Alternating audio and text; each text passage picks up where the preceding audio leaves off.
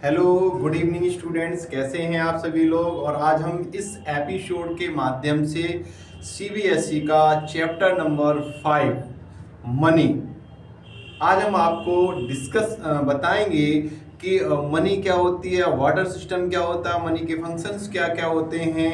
तो इस एपिसोड के माध्यम से हम आपको बताने जा रहे हैं कि meaning of barter system, difficulties of barter system या लिमिटेशन ऑफ वाटर सिस्टम, दोनों का मतलब एक ही होगा। और हम बात करेंगे meaning of money, functions of money की। तो आइए चलते हैं। Welcome to MIIT commerce classes. और आज हम बात करेंगे मनी चैप्टर 5। देखिए वाटर सिस्टम क्या होता है। वाटर सिस्टम मीन्स होता है कि जब मनी नाम की कोई चीज नहीं थी, मतलब पैसे नाम की कोई चीज नहीं थी, तब हम गुड्स का एक्सचेंज गुड्स से करते थे, यानी विदाउट मनी के डायरेक्ट हम एक्सचेंज करते थे। तो उसे हम बाटर सिस्टम बोलते हैं। इसको हम CC इकोनॉमी भी बोलते हैं, गुड्स टू कमोडिटी एक्सचेंज। क्या बोलते हैं? Commodity to commodity exchange. आइए चलते हैं। Barter system is a system, barter system is a system of exchange where goods are exchanged for goods। यानी वाटर सिस्टम एक ऐसा सिस्टम होता है जहां पर एक चीज से दूसरी चीज को आपस में बदला जाता है। It is also known as CC economy. इसको हम किस नाम से जानते हैं? CC यानी कॉमोडिटी कमोडिटी इकोनॉमी के, where C stand for commodity, यानी कि जहां पर C क्या है? कमोडिटी है। तब बात करते हैं लिमिटेशन ऑफ वाटर सिस्टम की। क्या बात करते हैं? Limitation of barter system. तो सबसे पहले पॉइंट है आपका lack of dual coincidence of want, यानी कि lack of dual coincidence of want means होता है कि जब एक ही चीज की जरूरत सेम व्यक्ति को होती है, यानी कि जो चीज मेरे पास है वही चीज किसी दूसरे व्यक्ति को जरूरत हो, और जो दूसरे के पास है वो मेरे लिए जरूरी हो, तो ऐसी सिचुएशन में कोइंसिडेंस होना बहुत मुश्किल होता है। तो ये पहला पॉइंट है, lack of dual coincidence of want. Next point है आपका lack of common measure of value. यानी वाटर सिस्टम की सबसे बड़ी डिफिकल्टीज ये थी कि हम किसी भी चीज के प्राइस को मेजर नहीं कर सकते थे, उसको मूल्य यानी उसके प्राइस को नहीं बता पाते थे, क्योंकि तब कोई मनी नाम की चीज नहीं हुआ करती थी। तो डिफिकल्टीज, प्रॉब्लम्स ये थी कि कॉमन मेजर ऑफ वैल्यू, यानी किसी भी चीज को हम मेजर नहीं कर सकते, टर्म ऑफ मनी में उसको कन्वर्ट नहीं कर सकते थे। नेक्स्ट पॉइंट है lack of standard of deferred payment. इसका मतलब ये होता है कि इन फ्यूचर में, यानी प्रेजेंट में अगर हम कोई काम कर रहे हैं और उसका पेमेंट कब होना है? फ्यूचर में होना है, तो वो किस बेस पर किया जाएगा? क्योंकि कमोडिटी के प्राइसेस जो होते हैं वो चेंजेबल होते हैं, यानी कि हमेशा चेंजेस होते रहते हैं। चीजों की कीमतें कैसी होती है? वो बदलती रहती हैं। इसलिए इन फ्यूचर में जो पेमेंट किया जाएगा वो किस बेस पर किया जाएगा, ये डिफिकल्टीज थी।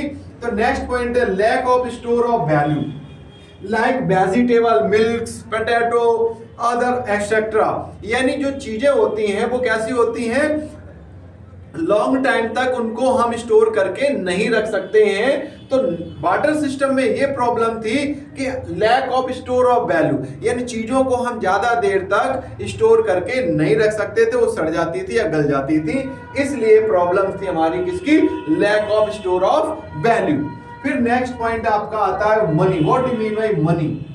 तो मनी क्या होती है? Money is anything which is generally accepted as medium of exchange. क्या बताएं? Money is anything which is generally accepted as a medium of exchange, measure of value, store of value and as a means of standard of deferred payment। यानी कि money एक ऐसी चीज होती है जो जनरली एक्सेप्टेड की जाती है मीडियम ऑफ एक्सचेंज के रूप में, जिसमें हर एक चीज को मेजर करने की कैपेबिलिटी होती है, कैपेसिटी होती है, और उसको हम स्टोर करके लॉन्ग टाइम तक रीयूज कर सकते हैं। और इसको ये मेजर करती है किसको? कि इन फ्यूचर में किस बेस पर हम पेमेंट करेंगे। तो ये हो गई हमारी मीनिंग ऑफ मनी। अब हम बात करते हैं फंक्शन ऑफ मनी की। तो पहला पॉइंट है there are two types of function of money. कौन से होते हैं? प्राइमरी फंक्शन और सेकेंडरी फंक्शन। तो प्राइमरी फंक्शन में पहला पॉइंट आपका मीडियम ऑफ एक्सचेंज, दूसरा है मेजर ऑफ वैल्यू, यानी कि मनी का पहला काम क्या है? मीडियम ऑफ एक्सचेंज, अदला बदली के मीडियम के रूप में काम करती है। दूसरा मेजर ऑफ वैल्यू, इसके द्वारा हम क्या करते हैं? सभी चीजों की वैल्यू को मेजर कर सकते हैं। नेक्स्ट पॉइंट है secondary function, standard of deferred payment. Secondary function में मनी का ये होता है कि इन फ्यूचर में जो पेमेंट किए जाएंगे वो किस बेस पर किए जाएंगे, उनका पेमेंट किस मोड में किया जाएगा। तो ये जो डिफिकल्टीज थी वाटर सिस्टम की वो सॉल्व की गई थ्रू मनी की।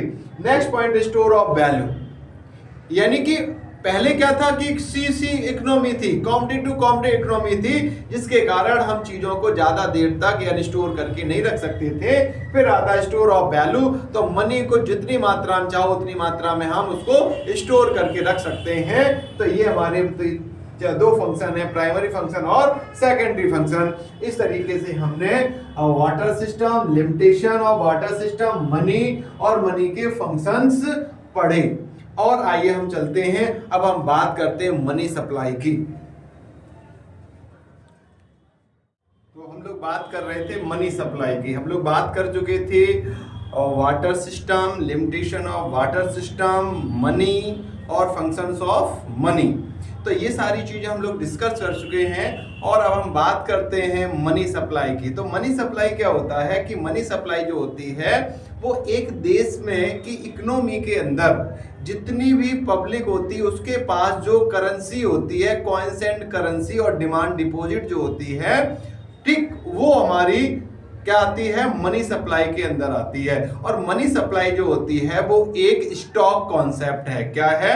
एक स्टॉक कॉन्सेप्ट है, क्योंकि पर्टिकुलर पॉइंट ऑफ टाइम इसमें दिया होता है कि एक देश की इकोनॉमी के अंदर कितने लोग, पूरे पब्लिक के पास कितना मनी है, तो उसको हम बोलते हैं स्टॉक कॉन्सेप्ट। तो हम बात करते हैं यहाँ पर money supply refers to total volume. क्या बताए? Money supply refers to total volume of money held by public, money held by public at a particular point of time in an economy. यानी क्या बताएं? Money supply refers to total volume, क्या बताएं? Total volume of money held by public at a particular point of time. और जहां पर point of time होता है वहां पर स्टॉक कॉन्सेप्ट आती है। ठीक है, तो एक नंबर का जो क्वेश्चन बनता है, money supply is a concept of stock flow और बोथ नन ऑफ दिस। तो इस तरीके से आपका स्टॉक फ्लो स्टॉक कॉन्सेप्ट है। तो हम बात करते हैं कंपोनेंट्स ऑफ मनी सप्लाई की। तो करेंसी विद पब्लिक, तो करेंसी में आपके क्या आते हैं? कॉइन्स आते हैं, जैसे 1 रुपए, 2 रुपए, 5 रुपए, 10 रुपए और 20 रुपए। इसके बाद आपकी आती है पेपर मनी। पेपर मनी में आपका 5 का जितना 1 रुपए का नोट, 2 रुपए, 5 रुपए, 10, 20, 50, 200, 100, 200 एसेट्रा। ठीक, इस तरीके से इसमें क्या आता है? करेंसी विद पब्लिक में कॉइन्स आते हैं, पेपर मनी आती है, 1 रुपए, 2 रुपए, 5 रुपए, 10, 20, 50, 100, 500, 1000 के नोट इसमें अंदर आते हैं। इसमें क्या आता है? फिर डिमांड डिपॉजिट आती है। डिमांड डिपॉजिट जो हमारी बैंक के पास होती है, और इसमें टर्म डिपॉजिट जो होती है वो उसको टर्म डिपॉजिट जो होती है इसको इंक्लूड नहीं किया जाता है। ठीक है, तो करेंसी जो पब्लिक के पास कॉइन्स और पेपर नोट होते हैं वो, प्लस डिमांड डिपॉजिट जो बैंक के पास होती है, ये हमारे दो कंपोनेंट होते हैं जो मेजर करते हैं मनी सप्लाई को। अब हम बात करते हैं measures of money supply. Money supply के मेजर्स करने के लिए आरबीआई ने 4 में तरीके से मेजर किया है M1, M2, M3, M4। M1, M2, M3, 4 यहाँ पर हमारे सिलेबस सिर्फ M1 दिया है, M2, M3 नहीं है, सिर्फ स्टडी के लिए हम बता रहे हैं। तो M1 के अंदर क्या आता है, currency and coins with public, यानी जो करेंसी में नोट आ गए आपके, पेपर मनी और कॉइन्स में आपके सिक्के आ गए, और जो पब्लिक के पास है। दूसरा point, demand deposits of commercial bank, जो कॉमर्शियल बैंक के पास डिमांड डिपॉजिट है, टर्म डिपॉजिट को इंक्लूड नहीं किया जाता है। अदर डिपॉजिट विद आरबीआई, जो कॉमर्शियल बैंक के डिपॉजिट्स होती है आरबीआई के पास, उसको हम इंक्लूड करते हैं। थर्ड सेकंड पॉइंट आता है आपका M2, तो M1 में जो पैसा है वो plus saving deposit with post office, post office के पास जो पैसा हमने सेव करके रखा है वो इसके अंदर आता है M2 के अंदर। M3 के अंदर आता है M1 plus net term deposits with bank, जो हमारी टर्म डिपॉजिट्स होती हैं, फिक्स डिपॉजिट्स होती हैं बैंक के पास, वो हमारा M1 प्लस टाइम डिपॉजिट आ जाती है, तो M3 बन जाती है। हाँ जी, तो हम बात कर रहे थे M3 की। M3 में क्या आता है, M1 आता है, time net time deposits with bank के पास आता है। तो ये M3 M1 में जितना पैसा था वो, और टाइम डिपॉजिट यानी टर्म डिपॉजिट जो हो जाता है वो। अब बात करते हैं यहाँ पर M4 की, तो M3 में जो पैसा था वो plus total deposits in the post bank, यानी पोस्ट ऑफिस के पास जो पैसा हमारा डिपॉजिट है वो, इसमें से हम NSC को छोड़ देते हैं, नेशनल सेविंग सर्टिफिकेट को छोड़ के दे, ये हमारी M4 की कैलकुलेशन हो जाती है। इस तरीके से आरबीआई के थ्रू मनी सप्लाई के 4 मेजर्स बताए गए हैं, M1, M2, M3 और M4। तो इस तरीके से ये हमारा चैप्टर कंप्लीट होता है। Thank you watching this video, और वीडियो को कमेंट करें, लाइक करें, सब्सक्राइब करें, और अपने दोस्तों को शेयर करना तो बिल्कुल नहीं भूलें। Thank you.